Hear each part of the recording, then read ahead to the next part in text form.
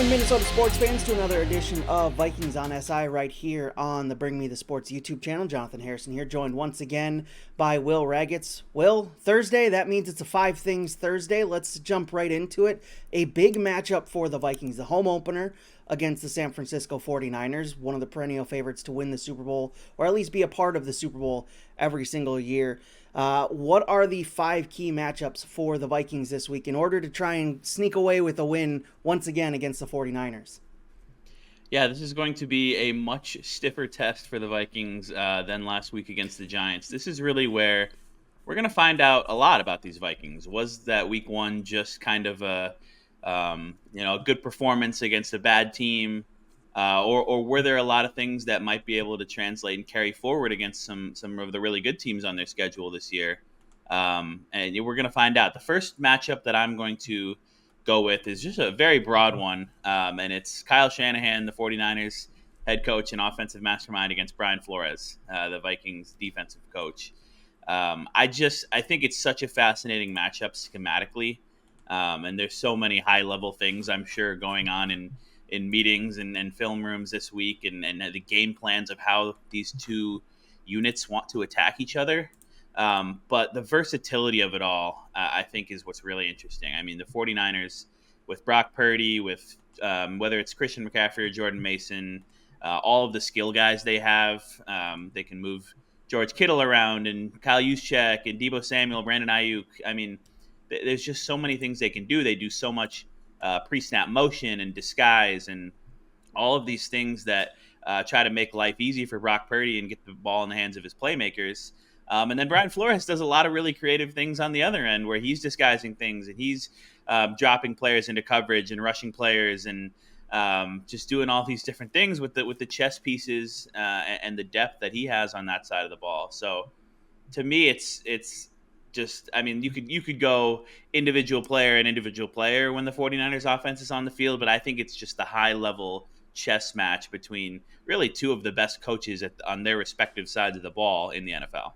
Yeah, we saw last week Brian Flores' defense, again, continue to take shape under him in year two now, and they looked really dominant against a really bad Giants team, so it'll be very interesting to see what they can do against a Kyle Shanahan team that generally over the past number of years has rated in the top five offenses across the entire NFL. And that is a very fascinating matchup, one that I'm looking forward to watching once again. We saw it last year when the Vikings snuck away with the win over the 49ers. And, obviously extenuating circumstances in that one. No Deebo Samuel. Brock Purdy had a concussion late in that match where he threw an interception after the concussion, and it seemed like he got knocked off his game a little bit. So it'll be very interesting to see what the 49ers could possibly do with a potential full-strength squad. We'll see. I mean, I assume that's going to be one of the matchups later on that you're talking about, but with the question marks around Christian McCaffrey. But what's number two for you? Yeah, I don't think they had maybe Trent Williams as well last year. Yeah, that too. No Deebo Samuel.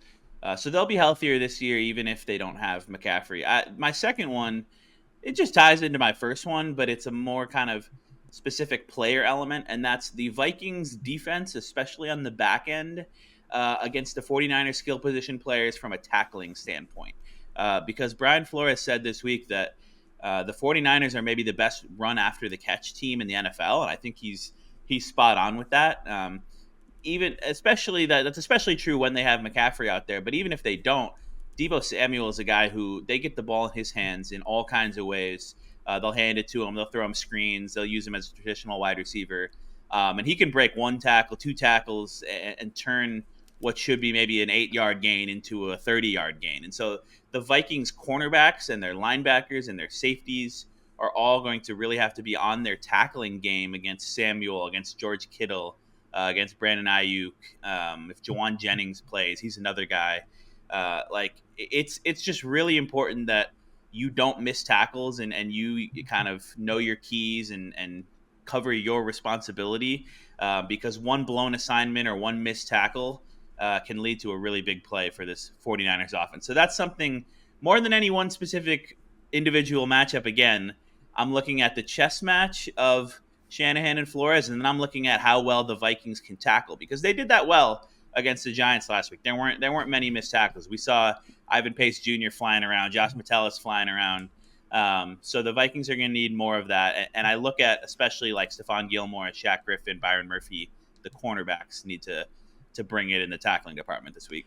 So are you saying there's a physical element to this game against the 49ers? Because that seems to always be the key topic that comes up when the 49ers come up to the docket, is that it gets really physical really fast. And we heard Kevin O'Connell say that earlier this week. Yeah, they play physical, they play violent. The 49ers do on both sides of the ball. And that's what it's going to be. The Vikings were the far more physically imposing team in their week one matchup against the Giants. I think they really dominated them in a lot of ways in that regard. And that's just going to be a much tougher task against the 49ers team that might be the best in the NFC, might be the best team in the league. Yeah, absolutely. So number 3 then, as we continue to count down the 5 key matchups for this game coming up Sunday. Vikings hosting the San Francisco 49ers. Both teams coming to this game 1-0 after impressive first week victories. The number 3 matchup you're watching this weekend. Yeah, I just realized both teams coming in with victories over the two New York teams. Yeah. The third matchup I have, we're going to flip to the other side of the ball when the Vikings are on offense. And this is an individual matchup. It's Brian O'Neill against Nick Bosa. And I know a lot of people will say, and I even was thinking this earlier this week, like, oh, Christian Darrisaw against Nick Bosa.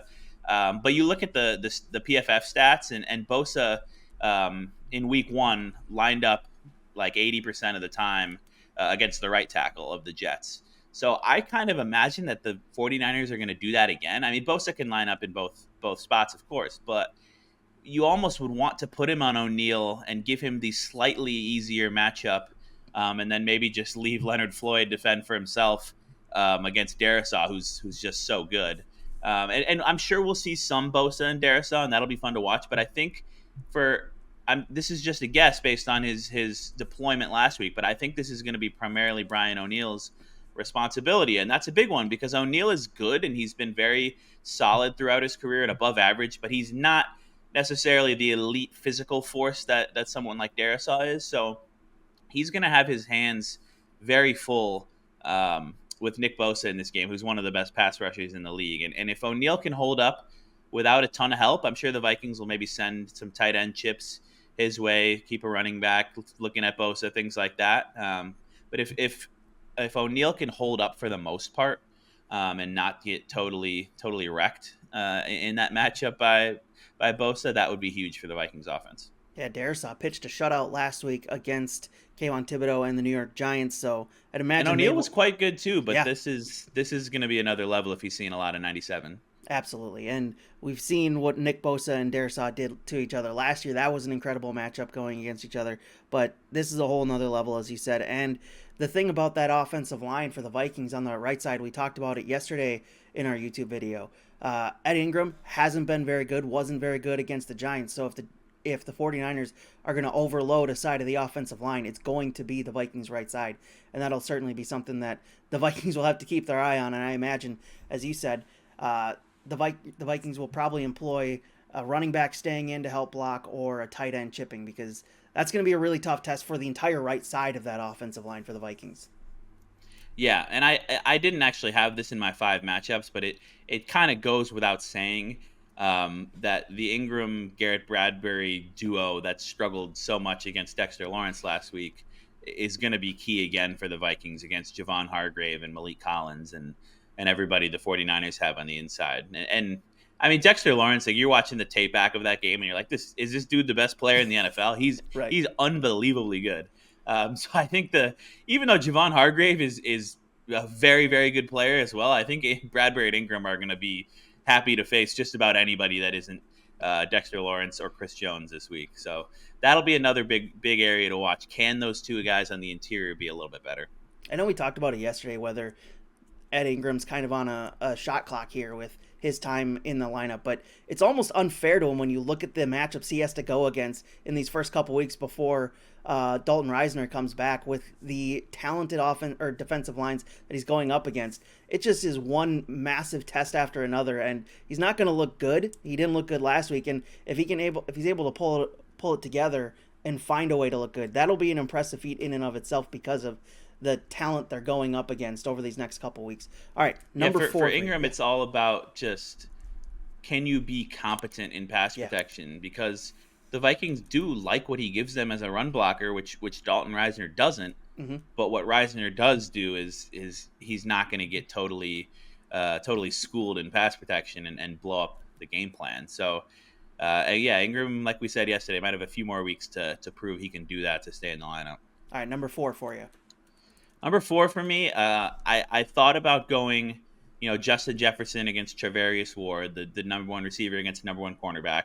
And while that is a good one, because I think Ward is maybe a name that's still a bit underrated nationally, I want to focus on the other side of the formation, basically, because I think Jefferson is going to get a lot of defensive attention. He's going to get Ward. He's going to get a safety clouding over the top, maybe some true doubles and bracket coverage at times.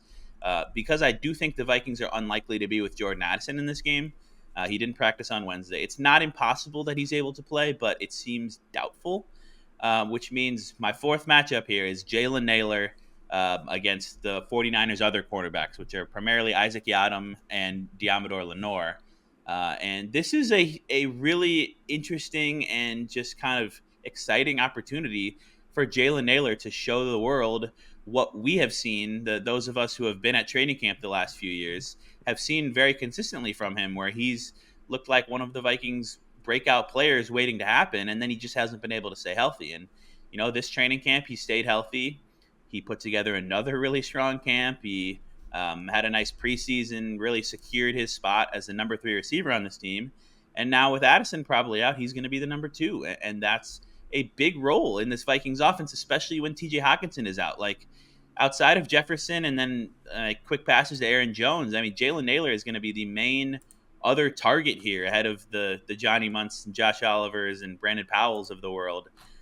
So the Vikings would love if Naylor can put his training camp performances onto the US Bank Stadium field and have a big game here. And he's going to be going up against a couple solid guys for the 49ers in Yadam and Lenore. So I'm very curious to watch Naylor here. And I said it on Twitter earlier this week, but I kind of think he goes for like 70 plus yards in this game. Maybe he gets a touchdown. I just really believe in his talent as a route runner, his speed. I mean, they call him speedy. He's able to get open deep. I think we could see a shot play or two from Darnold to Naylor.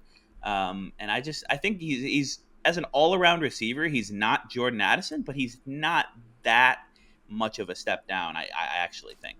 Jordan Addison being out for this game is a big miss. 7 receptions, 123 yards, and 2 touchdown catches last year against the 49ers, and that was without Justin Jefferson. That was without a running game that looked competent. That was basically Jordan Addison and TJ Hockenson and Kirk Cousins being the only offense for the Vikings against a really good San Francisco 49ers defense. So that's a big miss.